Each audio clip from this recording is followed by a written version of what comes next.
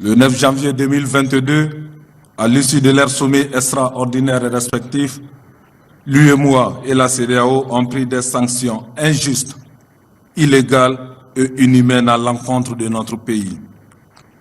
La finalité des dites mesures, comme vous le savez, était d'isoler complètement le Mali et le sevrer des ressources.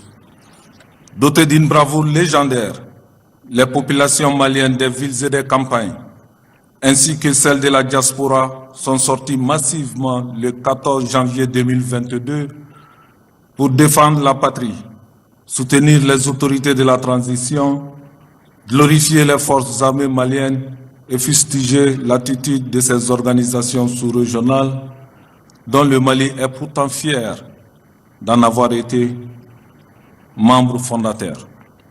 Cette mobilisation populaire gigantesque, inédite dans l'histoire de notre pays, restera éternellement gravée dans nos annales. Elle est la preuve parfaite que face à l'adversité, face à l'arbitraire, les Maliens restent toujours unis singulièrement lorsque l'ennemi découvre son front. Cependant, comme si ces mesures ne suffisaient pas, l'Union européenne, à laquelle n'appartenons point, sauf erreur de ma part, a également rajouté d'autres sanctions ciblant certaines personnalités de notre pays. Finalement, nous sommes en bon droit de nous demander pourquoi tant d'acharnement et d'agressivité contre notre pays et ses dirigeants. Pourquoi tant de volonté à vouloir assujettir notre peuple et ses gouvernants? Qu'avons-nous fait d'extraordinaire si ce n'est d'afficher simplement notre détermination à mieux sécuriser notre territoire et à prendre un nouveau départ pour le Mali? Pour cela, on nous désavoue et on tente de nous dénigrer partout sur la scène internationale. Un épisode récent est d'ailleurs très instructif à ce sujet. En effet, suite à la campagne d'intoxication médiatique orchestrée contre notre pays et les femmes, les autorités de la transition ont décidé en toute responsabilité de suspendre la diffusion au Mali de RFI et France 24.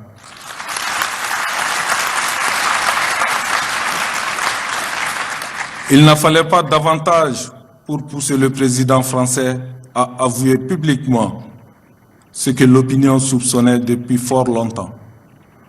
Oui, mesdames et messieurs, cela a été juste suffisant pour exposer encore au grand jour l'influence coupable dont la CEDEAO semble faire l'objet, spécialement sur le dossier du Mali.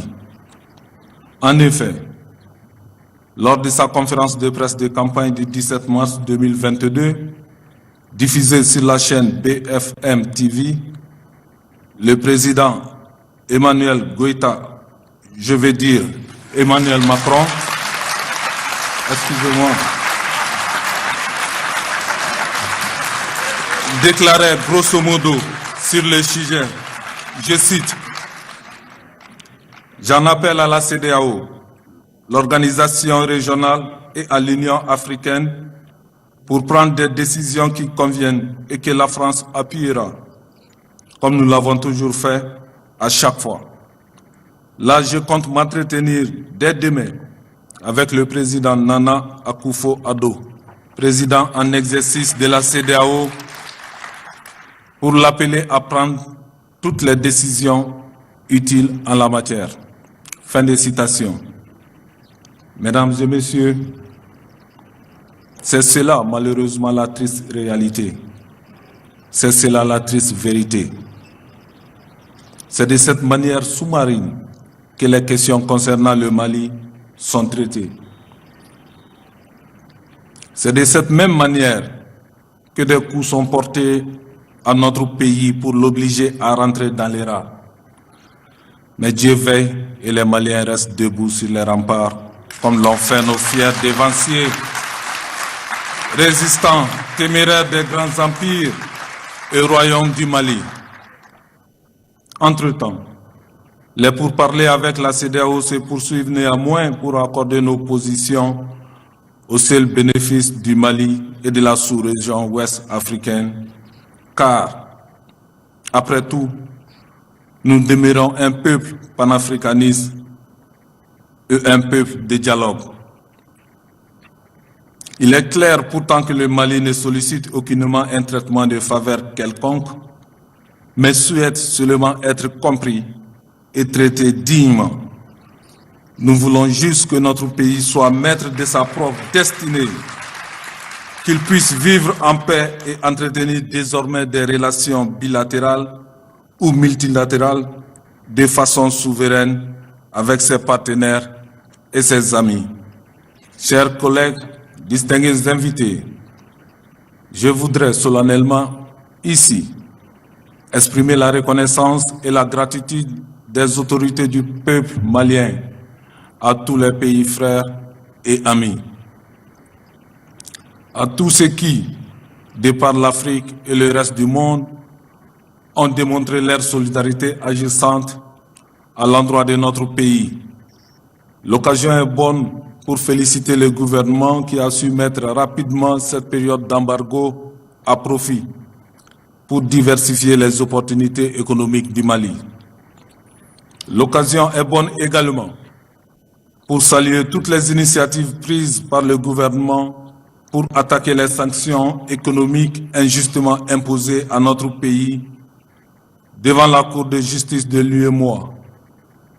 Le sursis à l'exécution des dites sanctions, décidé par cette Cour le 24 mars 2022, en dit long sur leur illégalité et la force des arguments développés par l'État malien et ses avocats, à travers lesquels je félicite tout le barreau malien. En dépit des conséquences souhaitées par les décideurs de ces sanctions contre notre pays, et en dépit de l'attitude malveillante de ces mêmes décideurs qui continuent, malgré le verdict de la Cour, à nier l'évidence et à persévérer dans l'illégalité manifeste, nous réaffirmons tout notre attachement et notre foi à la capacité de résilience du vaillant peuple malien. Chers collègues, mesdames et messieurs, nonobstant toutes les turbulences de parcours que connaît notre pays, force est de reconnaître que la transition malienne se poursuit sereinement et avec responsabilité vers son but ultime. La loi portant révision de la charte de la transition que le CNT a adoptée le 21 février 2022 rentrait d'ailleurs dans ce cadre. Cette révision, faut-il le rappeler, résultait de la nécessité de procéder à certains ajustements indispensables à l'atteinte des objectifs majeurs de la transition. En tout état de cause, je me dois de signaler que les autorités de la transition ne faibliront jamais pour relever les défis inscrits dans la charte révisée de la transition. Je l'ai toujours dit, et je me permets de le redire cet après-midi, l'ambition de tous les auteurs, de tous les acteurs, du changement est de faire en sorte que le Mali ne retombe plus jamais dans les erreurs et les errements du passé. En décidant d'intervenir le 18 août 2020, nous, acteurs militaires, avions déjà sacrifié notre vie pour une cause que nous croyons juste, salutaire pour la survie de notre pays. Aujourd'hui, plus que jamais, nous sommes déterminés à donner notre vie, notre sang s'il le faut, pour préserver l'intégrité et le renouveau du Mali. Nous ne sommes pas dans cette transition pour le plaisir et nous n'attendons pas non plus la laisser dérouter. Notre souhait le plus ardent est que tous les Maliens se joignent aux autorités de la transition sous le leadership de son Excellence le colonel Assimi Goïta pour le sursaut national. D'ailleurs, pour la gestion de la transition, nous avons toujours voulu que les fils du Mali y prennent une part active. Ceux qui ont des griefs ou des appréhensions quelconques ont toujours eu la possibilité de les soumettre ou de les exposer à travers les canaux appropriés, tout en respectant les opinions des uns et des autres.